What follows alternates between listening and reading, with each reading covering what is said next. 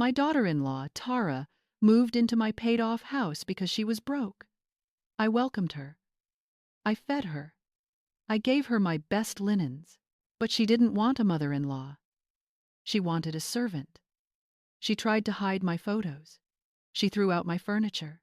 And then, on the night of her fancy dinner party, she looked me in the eye and told me to sleep in the unfinished basement so I wouldn't embarrass her rich parents. She said the basement was good enough for me.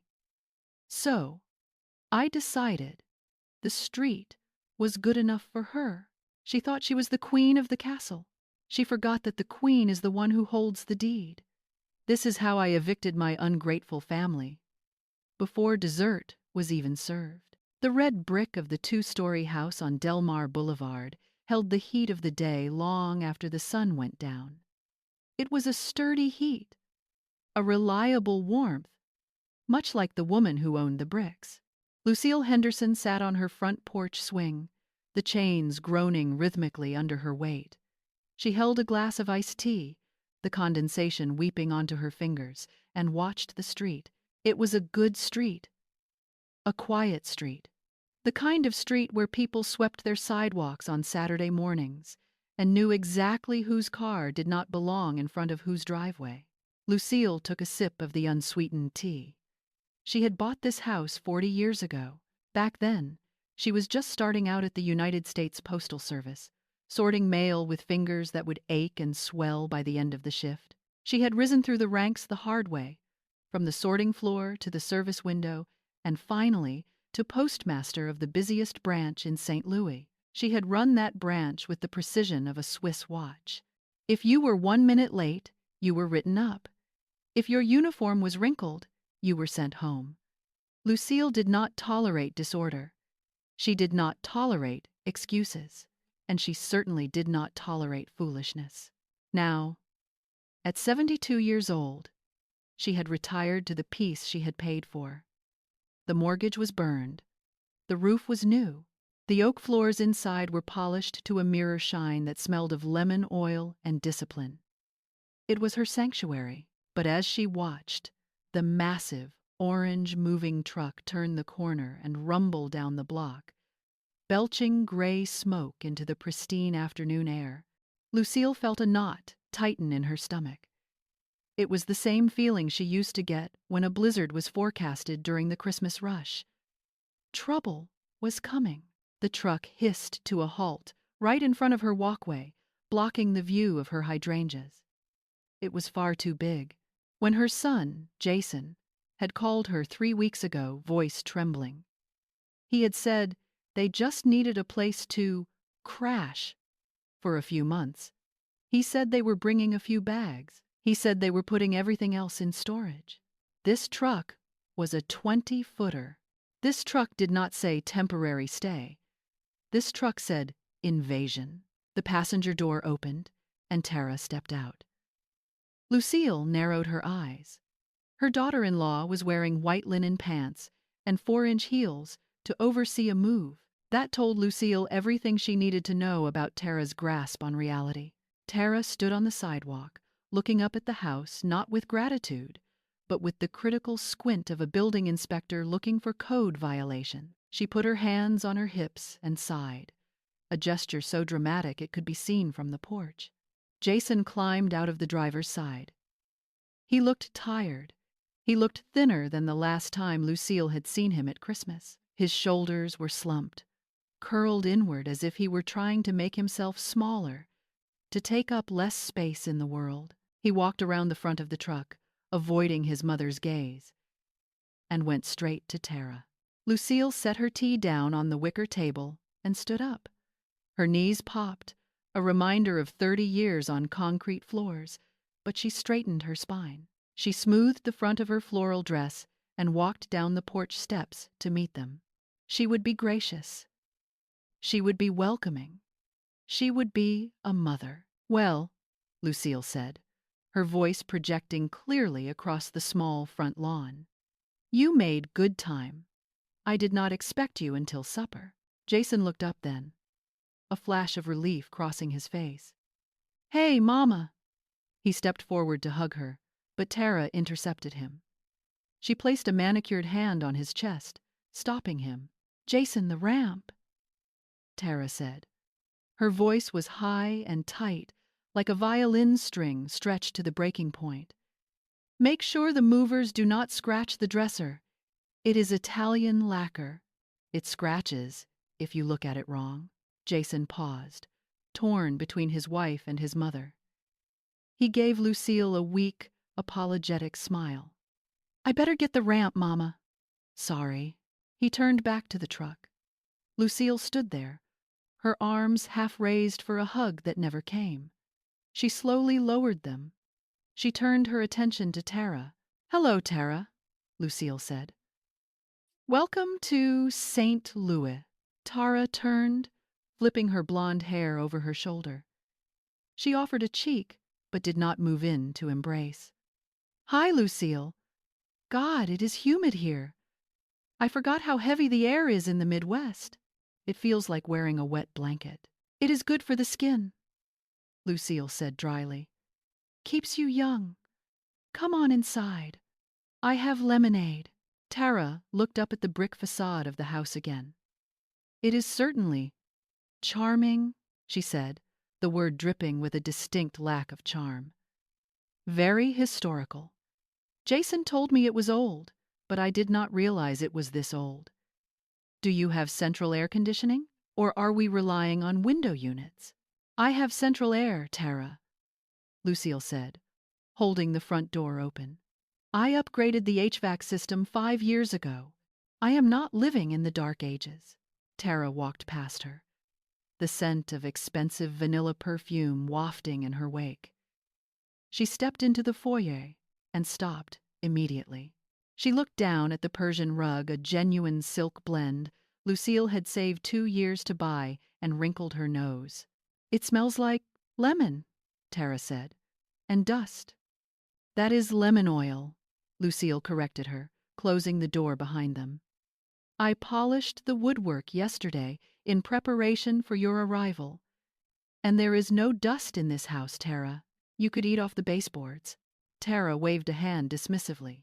"Of course, it is just quaint. Very grandma chic."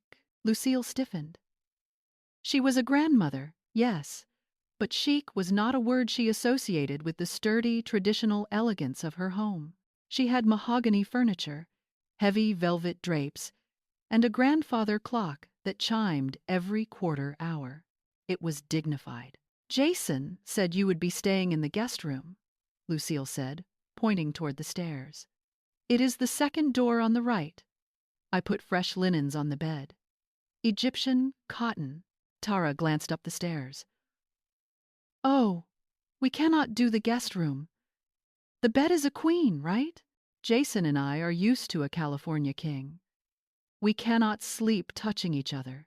Jason radiates heat like a furnace. Is the master bedroom available?" Lucille blinked. "The master bedroom is my bedroom, Tara." Tara laughed, a short, sharp sound. "Right. Of course. Silly me. I just thought, since it is a bigger room, and there are 2 of us. But never mind. We will make do. Jason can sleep on the floor if he has to." She walked into the living room, her heels clicking loudly on the hardwood. She spun around, taking in the space. "Okay, so the lighting in here is terrible. We need to open this up. Maybe take down these heavy drapes. Let some natural light in. It feels like a cave." Lucille took a deep breath. She reminded herself of the situation. Jason had lost his job in sales 3 months ago. Tara, who described herself as a lifestyle architect, did not seem to have a steady income, yet their Instagram feed had been full of brunches and beach trips right up until the eviction notice came for their downtown loft. They were desperate. They were family. "Tara," Lucille said, her voice calm but firm. "You are guests here. We are not remodeling. We are not changing the drapes. You are here to get back on your feet so Jason can find work and you can find your own place. Let us focus on that." Tara turned to look at Lucille, her eyes wide and innocent, masking the calculation underneath. Of course, Lucille. I am just trying to help. I have an eye for design. People pay me hundreds of dollars just to tell them what color to paint their accent walls. I am offering you free consulting. You should be thanking me." Before Lucille could respond to that absurdity, the front door opened, and Jason stumbled in, carrying a stack of boxes that towered over his head. "Where do these go?" he grunted. "Living room!" Tara shouted. "Those are my supplies, my vision boards, my fabric swatches, my yoga gear. Put them in the corner." "No, not that corner. The lighting is bad. Put them over there by the fireplace." "Jason," Lucille said, "do not block the fireplace. I use it. It is June, Lucille." Tara said, "You are not using the fireplace." "Jason, put them by the fireplace." Jason looked at his mother, then at his wife. He walked to the fireplace and set the boxes down. Lucille felt a coldness settle in her chest that had nothing to do with the air conditioning. It was the realization that her son, the boy she had raised to open doors and say, "Yes, ma'am," had been hollowed out. He was obeying orders in his own mother's house, orders given by a woman who treated the property like a storage unit she had graciously decided to occupy. "I made a pot roast," Lucille said, cutting through the tension. "It has been slow cooking for 6 hours. Carrots, potatoes, onions. We can eat as soon as the movers bring in the rest." Tara pulled a face. "Pot roast? Oh, Lucille, that is sweet. But we do not eat red meat, or gluten, or nightshades. Jason is on a strict anti-inflammatory protocol. I have him on a cleanse." Lucille looked at Jason. Jason looked at his shoes. Yeah, Mama. We are trying to eat cleaner." "Pot roast is clean," Lucille said. "It is meat and vegetables. It is exactly what you grew up on, Jason." "I know, Mama," Jason mumbled. "But Tara says it slows down my metabolism." "I already ordered sushi," Tara announced, pulling her phone out of her pocket. "It will be here in 20 minutes. Do not worry, Lucille. I did not order for you. I assumed you would want your meat stew." "It is not stew," Lucille said, her jaw tightening. "It is a roast." "Whatever," Tara said, tapping away on her screen. "Oh, Jason, tell the movers to be careful with the ottoman. That is vintage velvet." She rushed back out to the porch, barking orders. Lucille stood alone in her foyer with her son. "Jason," she said softly. He finally looked at her. His eyes were rimmed with red. He looked exhausted. "I am sorry, Mama. She is just stressed. The eviction. It was hard on her. She feels like she failed." "She is behaving like she owns the place," Lucille said. "And you are letting her." "She is my wife," Jason said, his voice pleading. "Please, just bear with us. It is only for a few months. Once I get the job at the firm in Clayton, we will be out of your hair. I promise." Lucille reached out and touched his cheek. He leaned into her hand, just for a second, before pulling away. "I love you, Jason, but do not mistake my kindness for weakness. This is my house. Remember that." "I know," he said. "I know." The next few hours were a blur of heavy boots on hardwood floors and the screech of packing tape. By the time the movers left, Lucille's living room was a fortress of cardboard boxes, her favorite armchair, a floral wingback where she read her mystery novels, had been pushed into the corner and draped with Tara's yoga mats. Her dining room table, a solid oak piece she had inherited from her own mother, was covered in Tara's consulting files. Lucille retreated to the kitchen. She served herself a plate of pot roast.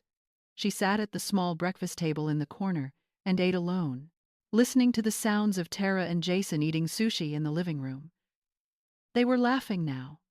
Or rather, Tara was talking loudly, and Jason was murmuring agreement. This light fixture has to go. Tara's voice drifted into the kitchen. It is so dated. It looks like something from a haunted house movie. And that wallpaper in the hallway? Hideous. We should steam it off this weekend. Mom likes it, Jason said softly. Your mom has not updated her taste since 1980, Tara scoffed. We are doing her a favor. Imagine if we flip this place while we are here. We could increase the equity by $50,000 easy. Then, when she eventually, moves to a home, the resale value will be huge. Lucille stopped chewing. Her fork hovered halfway to her mouth. Moves to a home? She was 72, not 92. She walked 5 miles a week. She did her own taxes. She was not going anywhere. She stood up, scraped the rest of her dinner into a Tupperware container, and put it in the fridge. She washed her plate, dried it, and put it away. Then she walked into the living room. Tara was sprawled on the sofa, Lucille's sofa, with her feet up on the coffee table. She was scrolling through her phone. Jason was unpacking a box of books. Tara, Lucille said. Feet off the table. Tara looked up, startled. Excuse me? I said. Feet off the table, Lucille repeated. That is mahogany. Heels scratch wood. You mentioned earlier how much you hate scratches on your Italian dresser. I feel the same way about my table. Tara stared at her for a long moment, a challenge in her eyes. Then, slowly, she lowered her feet to the floor. Sorry, I was just relaxing. It has been a long day. It has, Lucille agreed. We turn in early here. I lock the doors at 10 o'clock. I expect the downstairs lights to be out by then. 10 o'clock? Tara laughed. Lucille, we are not children. We are adults. I do my best work at night. I need the lights on to focus. Then you can focus in your bedroom, Lucille said, with the door closed. This is a shared space, but the rules are mine. 10 o'clock. She did not wait for an argument. She turned and walked toward the stairs. She is unbelievable. She heard Tara whisper loudly as she ascended. It is like living in a boarding school. Shh, Jason hissed. Lucille went into her bedroom and closed the door. She locked it. It was a habit she had never felt the need for until tonight. She changed into her nightgown and sat on the edge of her bed. She looked around her room. It was her sanctuary. The photos of her late husband, Marcus, were on the dresser. The quilt on the bed was one she had stitched herself. She had a feeling that the battle lines had just been drawn. Tara did not see a generous mother-in-law helping them out.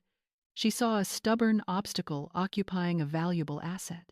The week passed in a series of skirmishes. Monday morning, Lucille came downstairs to find her coffee maker unplugged and moved to a bottom cabinet. Tara had replaced it with a complex chrome espresso machine that took up half the counter space. The old one was a fire hazard, Tara claimed when Lucille asked. Plus, drip coffee is basically dirty water. Try an Americano. It will change your life. I like my coffee, Lucille said, plugging her machine back in. And I like my counter space. On Wednesday, Lucille came home from her bridge club to find the heavy velvet drapes in the living room pulled down and piled on the floor. The windows were bare, letting in the blinding afternoon sun which was rapidly fading the upholstery on the sofa. I told you, Tara exclaimed, gesturing wildly at the window. Look at the light. It breathes now. The room can finally breathe. Put them back up, Lucille said, her voice shaking with suppressed rage. Those drapes are custom made. They protect the furniture from sun damage. They are dust magnets, Tara argued. Jason, back me up here. It looks so much better. Right? Jason, caught in the middle again, looked at the drapes on the floor like they were dead bodies. Put them back up, Lucille said, stepping close to Tara. Now, Or you can pack your boxes again. That threat hung in the air, heavy and real. Tara's eyes narrowed. She saw that Lucille was not bluffing. With a huff of annoyance, she grabbed a stepladder. Fine. Have it your way. Live in the dark. But the real blow came on Friday. Lucille was in the kitchen, organizing her spice rack, which Tara had rearranged by color instead of usage when Tara walked in. She was holding a clipboard and looking unusually pleased with herself. "So," Tara said, leaning against the island, "I have some great news. You found an apartment?" Lucille asked hopefully. "No," Tara said. "Even better. Since we are all settled in, and since Jason and I have been feeling so bad about imposing, I decided we should host a dinner." "A dinner?" Lucille asked. "Well, for you, and for us, and for my parents," Tara said. "Meredith and Stan are driving down from Chicago tomorrow. They are dying to see the new place." Lucille paused. "The new place?" "Tara, this is not a new place. This is my house where you are staying." "I know." "I know," Tara said quickly. "But to them, look, my parents are a little judgmental. If they think we are just crashing with my mother-in-law because we are broke, they will never let Jason hear the end of it. They will humiliate him. I told them we are co-living, that we are investing in the property together. It just sounds better." "You lied to them," Lucille stated. "I massaged the truth," Tara corrected. "Anyway, they are coming for dinner tomorrow night. Saturday. I'm going to cook a huge meal. Roast duck, risotto, the works. I want everything to be perfect. I want to show them that we are doing well." "And you expect me to host them?" Lucille asked. "Oh, you do not have to host," Tara said, waving a hand. "You just have to be there. But, actually, that brings me to the other thing." She looked around the kitchen, avoiding Lucille's eyes. "Mom and Dad are getting a hotel, obviously, but they will be here all evening. And Dad is allergic to dust. And Mom is very particular about clutter. So, I was thinking, maybe we could move some of your knickknacks, just for the night. Put the photos away, clear off the counters. Maybe hide that old recliner in the garage." Lucille felt the heat rising in her neck. "You want to hide my life? In my own house. It is just for the aesthetic," Tara pleaded. "Please, Lucille, it is for Jason. If my dad sees this place looking like an old lady's house, he will think Jason is failing. I want it to look sleek, modern, successful. For Jason's sake." Lucille looked at Jason, who was standing in the doorway, looking miserable. He nodded slightly, a silent beg. "Please, Mama, do it for me." Lucille sighed. She was a mother. That was her weakness. She loved her son, even when he was being a coward. "Fine," Lucille said. "You can move the recliner. But if you touch my husband's photos, you will be sleeping on the street." "Deal!" Tara beamed. "Oh, this is going to be amazing! A real housewarming party. It is going to feel like we finally have a home." She clapped her hands and bustled out of the room, already on the phone with her mother. "Mom!" "Yes, we are so excited. The house is gorgeous. Wait until you see what I have done with the place." Lucille stood in her kitchen, gripping the edge of the counter until her knuckles turned white. Tara had not just invited her parents. She had claimed the territory. She was erasing Lucille from the narrative of her own life. She walked to the window and looked out at the backyard. The sun was setting, casting long shadows over the garden she had planted with her own hands. "Enjoy it while you can, little girl," Lucille whispered to the empty room, "because you are pushing your luck. If you believe a guest should respect the home they are invited into and not treat the owner like a piece of unwanted furniture, Hit the like button. Let's show Tara that beggars cannot be choosers, and that Lucille is watching every move she makes. Saturday morning did not arrive with the gentle chirp of the cardinals in the backyard maples. It arrived with the grinding screech of furniture being dragged across hardwood floors. Lucille woke up at 7 o'clock sharp, her heart hammering against her ribs. For a split second, she thought there was an intruder. Then she remembered. She was living in an occupied territory. She put on her robe, tightened the sash with a sharp tug, and opened her bedroom door. The hallway, usually a gallery of family history, was bare. The walls were naked. The framed photos of Jason's high school graduation, the black and white portrait of her parents, and the certificate of appreciation from the Postal Service were gone. The hooks remained, staring out like tiny, empty eyes. Lucille walked down the stairs, her hand gripping the banister. The living room looked like a staging area for a magazine shoot, devoid of any actual life. Her wingback chair was gone. The throw blankets she had crocheted were gone. In their place were stark, white pillows that looked about as comfortable as concrete blocks. "Good morning," Tara called out. She was already dressed, wearing a headset and holding a clipboard, pacing the dining room. "Do not worry, Lucille. Everything is safe. We just moved the clutter to the garage." "My wedding photo is not clutter," Lucille said, her voice gravelly with sleep and irritation. "It is to the vibe," Tara said, not breaking stride.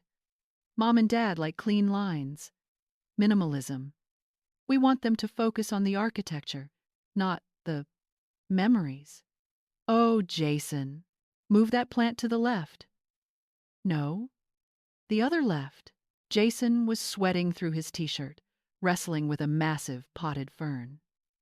He looked at Lucille, his eyes begging for forgiveness. But he did not stop moving the plant. Lucille walked into the kitchen to make coffee. But the kitchen was a war zone. Flour dusted the countertops like fresh snow. Every pot and pan Lucille owned was piled in the sink, dirty. A duck was sitting on the counter, raw and ungutted, leaking pink juice onto her cutting board, the one she used strictly for vegetables. "Tara!" Lucille called out. "Why is there a dead bird on my vegetable board?" Tara rushed in, waving a spatula. "It is for the duck confit. And please do not touch anything. I have a system.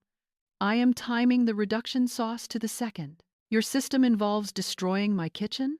Lucille asked. "And who is going to clean this up?" "We have a maid coming on Monday," Tara said dismissively. "Just relax, Lucille. Go watch TV in your room or something. You are kind of in the workflow right now." Lucille stood there, the smell of raw meat and expensive perfume mixing in the air. She wanted to scream. She wanted to throw the duck out the back door. But she looked at Jason, who was now frantically scrubbing a spot on the floor where he had spilled water. He looked terrified. If she caused a scene now, if she ruined this perfect dinner, Tara would blame Jason for the rest of his life. She would weaponize Lucille's outburst to prove that his family was difficult. Lucille chose silence. It was a strategic retreat. She made a cup of instant coffee using hot water from the tap because her kettle was currently being used to boil artichokes, and retreated to the back porch. The day dragged on in a series of indignities. Around 2 o'clock in the afternoon, Tara's phone rang. She put it on speaker, setting it on the counter while she aggressively chopped shallots. "Hi, Mom," Tara chirped. Meredith's voice filled the room, loud and piercing. "Tara, darling, we are on the road. Stan is driving like a maniac as usual. We should be there by 5. How is the house coming along?" "It looks amazing, Mom," Tara said, glancing at Lucille, who had come in to refill her water. "Good," Meredith said. "I was worried when you said it was an older home. You know how depressing those places can be. Dark, musty. I hope you got rid of the old people smell." Lucille froze. She was standing 5 feet away. We aired it out, Tara said quickly, letting out a nervous laugh. It is fresh and modern now. And what about the situation? Meredith asked. Is Jason's mother going to be hovering? It is just, you know how your father gets. He wants to talk business with Jason about the investment potential. We cannot do that if she is sitting there listening to every word. It is awkward. Lucille set her glass down on the counter with a loud clack. Tara jumped. She grabbed the phone. Mom, you are on speaker. I have to go. See you at 5. She hung up instantly. The silence in the kitchen was heavy. The air conditioner hummed, but it felt suffocatingly hot. She did not mean it, Tara said, not meeting Lucille's eyes. She worries about boundaries. Boundaries. Lucille repeated. That is a rich word coming from a woman who is currently marinating a duck in my house, using my pans, while her mother insults me on my own telephone. Lucille, please, Tara snapped, the stress finally cracking her facade. Do not make this about you. This is one night, one important night. Can you just be cool? For Jason? I am always cool, Lucille said softly. Ice cold. She walked out of the kitchen before she said something she could not take back. She spent the next 2 hours in her bedroom, reading a book, though she did not turn a single page. She listened to the house. She heard the clatter of silverware. She heard Jason vacuuming the hallway for the 3rd time. She heard Tara cursing at the oven. At 4:30, Lucille showered and dressed. She put on her best navy blue dress, the one with the pearl buttons. She brushed her hair back into a neat, elegant bun. She put on her lipstick. She was not going to hide in her room like a naughty child. She was the hostess of this home, whether Tara acknowledged it or not. She opened her bedroom door and stepped into the hallway. Tara was there instantly, as if she had been guarding the stairs. She was wearing a sleek black dress and looked frantic. Her hair was perfectly styled, but her eyes were wild. Jason was standing behind her, adjusting his tie, looking like a man marching to the gallows. Lucille, Tara said, breathless. You look nice. Very nice. Thank you, Lucille said, moving to descend the stairs. Tara stepped in front of her, blocking the path. Wait. We need to talk. Just a tiny favor. Lucille stopped. She looked down at her daughter-in-law. What now, Tara? Do you want me to wear a maid's uniform? Do you want me to park my car down the street so the driveway looks bigger? No, no. Tara laughed nervously. It is about the sleeping arrangements. I am sleeping in my bed, Lucille said. We discussed this. You and Jason are in the guest room. Right, Tara said. But here is the thing. Mom and Dad are bringing a lot of stuff. Coats, bags, gifts. And Dad has this bad back. He might need to lie down before dinner. The guest room is full of our boxes. It looks like a storage unit. We cannot let them see that. So? Lucille asked. So, Tara took a deep breath. We need the master bedroom, just for tonight, to put their coats in, to let Dad rest if he needs to. It has the ensuite bathroom, which Mom prefers. Lucille stared at her. You want my room? Tonight? Yes, Tara said. It is just for appearances. Please. And where? Lucille asked, her voice dangerously quiet. Do you propose I sleep? Tara bit her lip. She glanced at Jason, then pointed a manicured finger toward the narrow door at the end of the hallway. The door that led to the unfinished basement. The basement is finished-ish, Tara said fast. I mean, it is dry. There is that cot down there from when Jason went camping. We put fresh sheets on it. It is perfectly private. And it is cool down there. You know, with the heat wave and all. Lucille felt the world tilt on its axis. She looked at Jason. He was staring at the floor, his face burning red with shame. He was letting this happen. He was letting his wife tell his mother to sleep in a concrete cellar so her parents could put their coats on a handmade quilt. "Tara," Lucille said slowly, "are you asking me to sleep in the basement?" Tara let out a frustrated sigh, dropping the nice act. "Look, Lucille, the basement is good enough for you. It is just for one night. Do not be dramatic. We are trying to secure an investment from my father that could save your son's financial life. If that means you have to rough it for 8 hours, then yes, you do it. It is a sacrifice. Mothers make sacrifices." The words hung in the air. "The basement is good enough for you." It wasn't just an insult. It was a verdict. It was Tara telling Lucille exactly what she was worth. To Tara, Lucille was not the owner, the matriarch, or the provider. She was debris. She was something to be swept under the rug or down the stairs so the real people could enjoy the evening. Lucille looked at the basement door. She thought about the 40 years of mortgage payments. She thought about the nights she worked double shifts during the holidays to pay for Jason's college tuition. She thought about the pride she felt when she signed the final deed. She looked back at Tara. Lucille did not scream. She did not cry. She did not raise her hand. Her face settled into a mask of absolute, terrifying calm. It was the face she used when she caught an employee stealing mail. "Is that so?" Lucille asked softly. "Yes," Tara snapped, checking her watch. "They will be here in 10 minutes. Please, Lucille, just go downstairs. Stay there until they leave. We will bring you a plate of food later." "Fine," Lucille said. Tara blinked, surprised by the easy victory. "Really?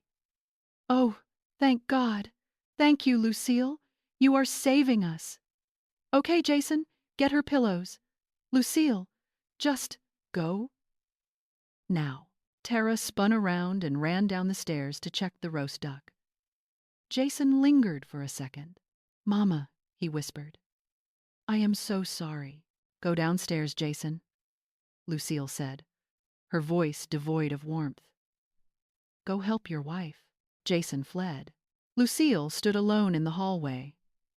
She looked at the basement door. Then she turned her back on it. She walked into her bedroom, the master bedroom. She closed the door and locked it. She went to her closet, pushed aside the hanging dresses, and knelt down.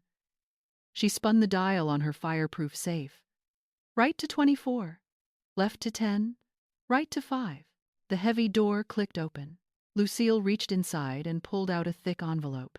Inside was the deed of trust, stamped and certified, bearing only one name, Lucille Marie Henderson. Next to it was a copy of the utility bills, also in her name. She stood up, holding the papers. She checked her reflection in the mirror one last time. She did not look like a woman who belonged in a basement. She looked like a woman who owned the ground beneath her feet. She pulled her cell phone from her pocket. She dialed a number she knew well from her days as postmaster, back when she had to coordinate security for the federal building. "Sheriff's Department, non-emergency line." The dispatcher answered. "Hello?" Lucille said, her voice steady and clear. "This is Lucille Henderson at 429 Delmar Boulevard. I would like to request an officer to assist with a removal. I have unwanted guests who are refusing to vacate my property, and they are becoming hostile. Are you in immediate danger, ma'am?" "Not physical danger," Lucille said, touching the deed in her hand. "But they are attempting to assert ownership of my home. I need them escorted off the premises, and I would like to file a formal trespassing notice. We can have a unit there in 20 minutes, Mrs. Henderson." 20 minutes is perfect," Lucille said. "That will be just in time for appetizers." She hung up the phone. She could hear the doorbell ringing downstairs. Voices erupted in the foyer, loud, boisterous, entitled voices. Meredith and Stan had arrived. Lucille sat down in her wingback chair, which Tara had hidden in the closet, not the garage, and waited. She smoothed the deed on her lap. Downstairs, Tara was probably pouring wine, laughing, telling her parents how she had saved this charming little fixer-upper. She thought the old woman was cowering in the dark on a cot. Tara had made a fatal calculation.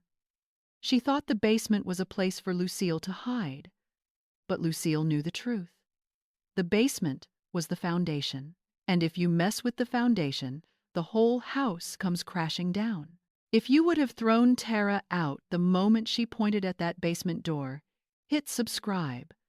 Let's gather 10,000 witnesses for the justice Lucille is about to serve.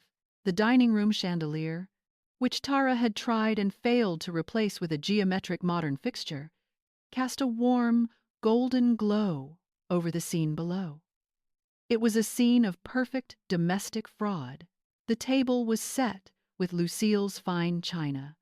The plates she had explicitly told Tara were for Christmas only, and the crystal wine glasses were filled to the brim with a Pinot Noir that cost more than a week's worth of groceries. Tara sat at the foot of the table, beaming. She looked like a queen holding court, her face flushed with the triumph of pulling off the charade. At the head of the table sat her father, Stan. He was a large man with a red face and a suit that strained at the buttons, the kind of man who took up too much space in every room he entered. Beside him sat Meredith, thin and sharp-featured, picking at the breadbasket with a look of perpetual dissatisfaction. Jason sat in the middle, staring into his wineglass as if hoping to drown in it. Lucille stood at the top of the stairs, hidden by the shadows of the landing. "I have to say, Tara," Stan boomed, his voice carrying easily up the stairwell, "you have done wonders with this place. When you told me you bought a foreclosure in the city, I was skeptical." "Thanks, Daddy," Tara cooed. "It was a steal, honestly. The previous owner just let it go to seed. We are planning to blow out this wall here, open up the kitchen into the dining room. An open concept floor plan will double the value." Lucille's hand tightened on the banister. Blow out the wall? That was a load-bearing wall. It held up the second floor. It held up her bedroom. "And the decor," Meredith chimed in, waving a fork. "It is surprisingly tasteful. I was worried you would be stuck with a lot of antique junk, but you have managed to make it feel almost livable. Though, I would get rid of this rug. It looks threadbare." "Already on the list, Mom," Tara said. "We are just waiting for the contractor to give us a quote on refinishing the floors." "And what about the baggage?" Stan asked, lowering his voice conspiratorially. "Where is the old woman? You said she was staying here while she looked for a nursing home?" Jason flinched. He opened his mouth to speak, but Tara cut him off smoothly. "Oh, Lucille? We set her up in the guest suite downstairs. She prefers the quiet. She is having one of her episodes tonight. Confused, you know. It is better if she rests." "Sad," Meredith sighed, taking a long sip of wine. "But it is generous of you to let her stay until you can find a facility. Not many young couples would take on a burden like that." "We do what we can," Tara said, smiling a martyr's smile. "Family is family." That was the signal. That was the moment the camel's back broke. Lucille stepped out of the shadows. Her heels clicked sharply against the hardwood of the stairs. Click, click, click. The sound was deliberate, rhythmic, and ominous. The conversation at the table died instantly. 4 heads turned toward the staircase. Lucille descended slowly, her back straight, her chin held high. She was wearing her best navy dress, the silk shimmering under the lights. She held the thick envelope in her hand, like a weapon. She did not look at the floor. She looked directly at Stan. "Good evening," Lucille said. Her voice was calm, cultured, and ice-cold. It filled the room, silencing the hum of the refrigerator and the ticking of the clock. Tara dropped her fork. It clattered loudly against the china. her face drained of color, turning a sickly shade of gray. "Lucille?" I thought. "I thought you were resting." "I found the accommodations you offered to be unsuitable," Lucille said pleasantly. She reached the bottom of the stairs and walked into the dining room. She did not stop until she was standing directly behind Jason's chair. She placed a hand on his shoulder. He flinched, as if he had been burned. "Who is this?" Stan asked, squinting at her. He looked from Tara to Lucille, confused. "Is this the mother?" "I am the owner," Lucille corrected him. She walked to the head of the table. Standing next to Stan, she looked down at him. "Mr. Miller, I believe you are sitting in my chair, but please, remain seated. I would not want to interrupt your appraisal of my load-bearing walls." "Tara!" Meredith snapped, her voice shrill. "What is going on? You said she was in the basement. You said she was senile." "I did not say senile," Tara stammered, standing up. "I said confused. Lucille, please, let's go to the kitchen. We can talk about this." "Sit down, Tara," Lucille commanded. The authority in her voice was absolute. It was the voice that had directed federal employees for 3 decades. Tara sat. Lucille turned to the parents. "There seems to be a misunderstanding. Allow me to clarify. Tara and Jason did not buy this house. They did not save it from foreclosure. This house has been fully paid off since 1998. I am the sole owner. My name is on the deed, the insurance, and the tax records." She tossed the envelope onto the table. It landed in the center, knocking over the salt shaker. "Jason?" Stan barked, turning to his son-in-law. "Is this true?" Jason looked at his plate. "Yes," he whispered. "Speak up, boy," Stan shouted. "Yes," Jason said, looking up with tears in his eyes. "It is her house. We lost the loft. We have no money. I lost my job 3 months ago, and Tara spent our savings on lifestyle coaching courses." "Jason!" Tara shrieked. "Shut up!" "I am done lying, Tara," Jason shouted back, his voice cracking.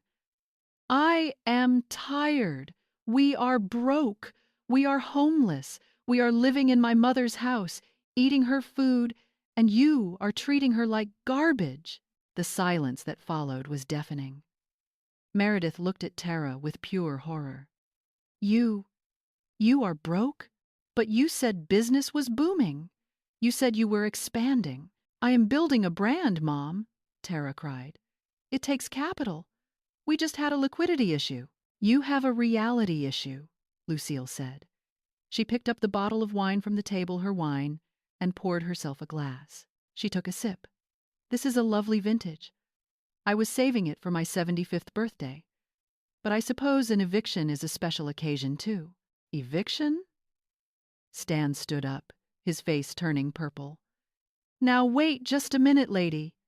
You cannot talk to us like that. We are guests." "You are intruders," Lucille said calmly. "Invited by a squatter." "We are leaving," Meredith said, standing up and grabbing her purse. "Come on, Stan. I will not stay here and be insulted by a failed postwoman." "Oh, you are not leaving just yet," Lucille said. "Not until you settle the bill." "What bill?" Stan sputtered. "But the emotional tax," Lucille said, "and the cost of the damages. But before you go, there is someone at the door who would like to have a word with you." As if on cue, the doorbell rang. Tara's eyes went wide. "Who is that?" "I believe it is the sheriff," Lucille said, checking her watch. "Right on time. 20 minutes exactly." "You called the police," Tara whispered, her voice trembling. "On my parents. On me. I called the authorities to remove unauthorized persons from my residence," Lucille said. "You told me the basement was good enough for me. I decided that the street was good enough for you." She walked to the front door and opened it. 2 sheriff's deputies stood there, tall, and imposing in their uniforms. The cool night air rushed into the house, cleansing the stench of Tara's expensive perfume. "Good evening, officers," Lucille said. "Please come in." The deputies stepped into the foyer. They looked at the scene in the dining room, the half-eaten duck, the crying daughter-in-law, the furious father. "Mrs. Henderson?" the older deputy asked. "You reported a trespassing situation?" "I did," Lucille said. She picked up the deed from the table and handed it to him. "This is my proof of ownership. These people," she pointed at Meredith, "Stan, and Tara do not live here. They have no lease. They pay no rent. And as of tonight, their invitation has been permanently revoked." "Officer, this is ridiculous!" Stan blustered, stepping forward. "It is a domestic dispute. We are family." "Are you on the deed, sir?" the deputy asked, his voice flat. "No, but—" "Then you are a guest," the deputy said. "And if the homeowner wants you to leave, you leave. Otherwise, it is criminal trespass." Tara burst into tears. Ugly, heaving sobs. "Lucille, please! You cannot do this. Where will we go? We have nowhere to go." "There are hotels," Lucille said impassively. "Meredith said you booked one for them. Perhaps they will let you sleep on the floor. Or maybe the basement." "You are heartless," Meredith screamed. "She is your family. She is a stranger who tried to bury me in my own cellar," Lucille said. "Officer, please remove them." "All right, folks, let's go," the deputy said, gesturing to the door. "Grab your coats. Let's not make this harder than it needs to be." It was a chaotic exit. Stan was cursing, threatening to sue everyone in the room. Meredith was trying to save her purse while dragging a sobbing Tara by the arm. Tara looked back at Jason, her mascara running down her face in black streaks. "Jason!" she screamed.